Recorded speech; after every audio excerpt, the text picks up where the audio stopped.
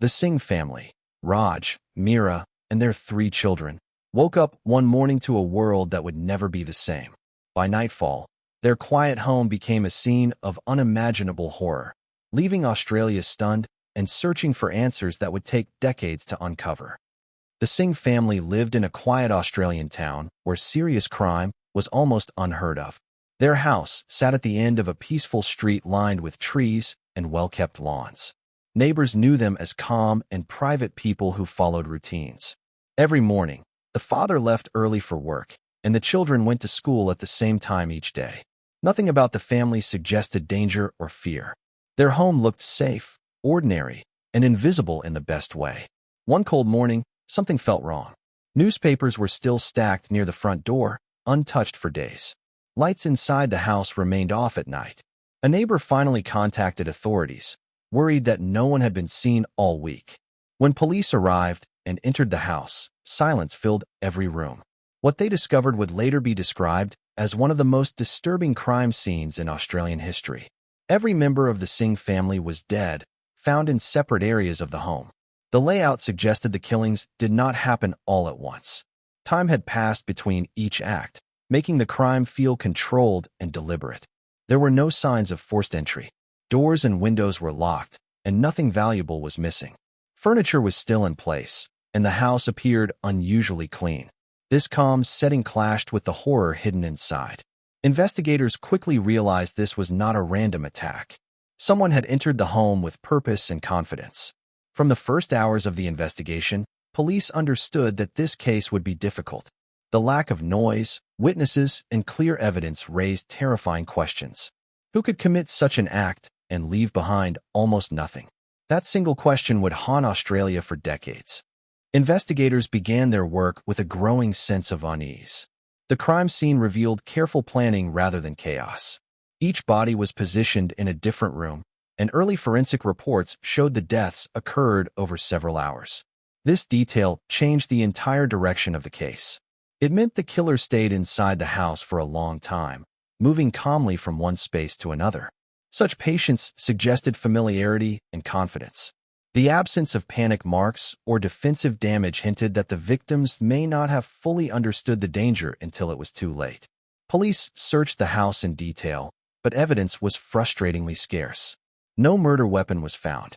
Fingerprints did not point to any unknown person. There were no signs of a struggle, and very little blood was present. Investigators believed the killer had taken steps to control the scene and remove key items. Even the floor surfaces appeared carefully wiped in places, as if someone wanted to erase their presence completely. This level of control was rare and deeply troubling. Attention soon turned to the idea that the killer might have been trusted by the family. The locked doors and untouched windows suggested entry without force. However, interviews with relatives and friends revealed no obvious suspect. The Singh family had no history of conflict, debt, or secret disputes. Their lives appeared simple and routine. This made the crime even harder to explain. As days passed with no arrests, pressure from the media and public grew. Investigators faced an uncomfortable truth. The killer had vanished into thin air, leaving behind a crime that defied logic and refused to offer easy answers. As the investigation continued, the case began to spread across the nation through newspapers and television reports. The brutality of the crime combined with the lack of answers created widespread fear. People in the town became cautious overnight. Doors were locked earlier, and unfamiliar faces were watched closely. Yet no one could explain how such violence had occurred without anyone noticing. Police conducted door-to-door interviews, hoping a small detail had been missed. No screams were reported. No suspicious vehicles were seen. The night of the murders seemed to pass like any other. Investigators closely examined the Singh family's background. Financial records showed no serious problems. Workplaces reported no disputes or threats. School officials described the children as quiet and respectful. There were no signs of secret relationships or hidden tensions. Each path investigators followed ended the same way, with no clear motive and no clear suspect. This absence of reason became one of the most disturbing parts of the case. As weeks turned into months, frustration grew inside the police force. Resources were slowly reduced as new cases demanded attention. Evidence boxes were sealed, and placed into storage.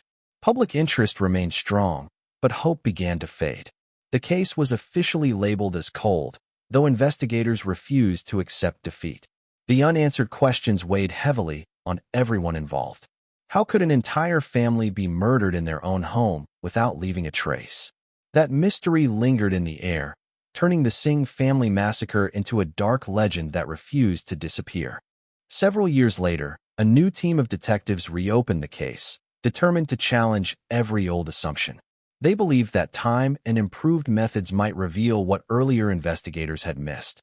Boxes of evidence were pulled from storage and examined piece by piece. Photographs were reviewed, reports were reread, and timelines were rebuilt from the beginning. What once seemed unimportant now demanded attention. The team focused on small details rather than dramatic theories. One overlooked detail stood out in the backyard. Old photos showed faint muddy footprints near the rear fence, partially washed away by rain. At the time of the murders, these prints were dismissed as belonging to a family member. New analysis proved otherwise. The size and pattern did not match any shoe owned by the Singh family. This discovery changed the entire narrative. It suggested the killer may have entered and exited through the back, avoiding the street completely. This new theory raised troubling questions. If the killer came through the yard, they still needed to know the house well enough to move through it silently. Investigators now believe the murderer had studied the family for some time. The footprints pointed toward a narrow path leading away from the property, but years of development had erased it. Once again, a promising lead ended without a name or face. Still, the case felt alive for the first time in years. The truth seemed closer, yet remained just out of reach, hiding in the shadows of the past. The renewed investigation led detectives to re-examine events that occurred shortly before the murders. During this review, an old incident report resurfaced. It mentioned a small fire behind the Singh family home just days before the killings. At the time, officers believed it was harmless rubbish burning and gave it little attention. Now, the report felt unsettling. Investigators returned to the evidence collected from the ashes, which had been stored for years without deeper analysis. Using modern forensic techniques, specialists examined the burned remains more carefully. Among the debris were partially destroyed papers that appeared deliberately placed in the fire. Though the writing was badly damaged, faint impressions were still visible beneath the surface. These impressions suggested notes rather than household waste.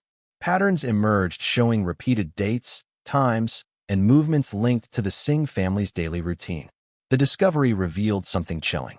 The murders were not sudden or emotional. They were planned over a long period of time. This finding shifted the case in a darker direction. It suggested the killer had been watching the family closely, learning their habits and waiting for the right moment. The fire was likely an attempt to erase proof of that obsession. Investigators believe the notes may have contained thoughts, plans, or reminders that the killer no longer needed after the crime. Although the papers did not reveal a name, they confirmed one terrifying truth. The Singh family had been targeted. Someone had chosen them long before the night they died, turning the case from a mystery into a carefully prepared act of destruction. The information from the burned papers pushed investigators toward a narrow list of possible suspects. The repeated observations suggested someone who lived close enough to watch the house without drawing attention. Police reviewed old residency records and focused on people who had moved away suddenly after the murders. One name stood out. A man who lived a few streets away had left town within days of the crime, leaving behind unpaid rent and personal belongings. At the time, his departure seemed unrelated. Years later, it looked suspicious. Background checks revealed a troubling pattern. The man lived alone and rarely interacted with neighbors. He had a history of unstable employment and long periods of isolation. While he had no criminal record, reports described strange behavior, including late-night wandering and an intense interest in the Singh household. There was still no clear reason for his fixation, but the burned notes suggested deep resentment rather than random curiosity. Investigators uncovered purchase records showing he had bought cleaning supplies and tools similar to those believed to be used during the murders. The timing of these purchases closely matched the estimated period of surveillance. Despite this, there was no physical evidence placing him inside the Singh home. No fingerprints, no confirmed DNA, and no witnesses could directly connect him to the crime. The case once again slowed to a crawl. Police were convinced they were close, yet the lack of solid proof kept the truth just out of reach, leaving the mystery painfully unresolved. As decades passed, the Singh family massacre became one of Australia's most haunting unsolved crimes. New generations of investigators studied the case as an example of how carefully planned violence could defeat traditional methods. Many believed the truth would never fully surface. Then, during a routine review of stored evidence for training purposes, a retired forensic specialist noticed an item that had been ignored for years. It was a small piece of fabric sealed in an old, mislabeled bag. At first glance, it seemed insignificant, but something about it felt wrong. The fabric was sent for advanced testing using technology unavailable during the original investigation. The results shocked everyone involved. Traces found within the material produced a partial genetic profile. While it did not match anyone in national databases, it closely matched a relative of the man who had disappeared after the murders. This connection was impossible to dismiss. For the first time, investigators had scientific evidence pointing toward a single suspect. Public attention returned almost overnight. News outlets reopened old wounds, and the case once again dominated headlines. Families of the victims felt both hope and pain. Police now believed the suspect had either fled the country or died under a different identity. Though he remained missing, the fabric changed everything. It confirmed that the killer had been physically present at the scene. The mystery was no longer about who committed the crime, but about where he went and why he was never found.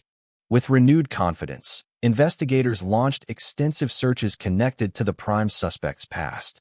Property records revealed several locations linked to him, including an abandoned rural shed far from the town. The location was remote, surrounded by dry land, and rarely visited. Police believed it could have been used as a temporary hideout after the murders. When the site was examined, officers found personal items buried beneath the floorboards, carefully wrapped and hidden. Among the items were old clothes, tools, and containers with dried residue.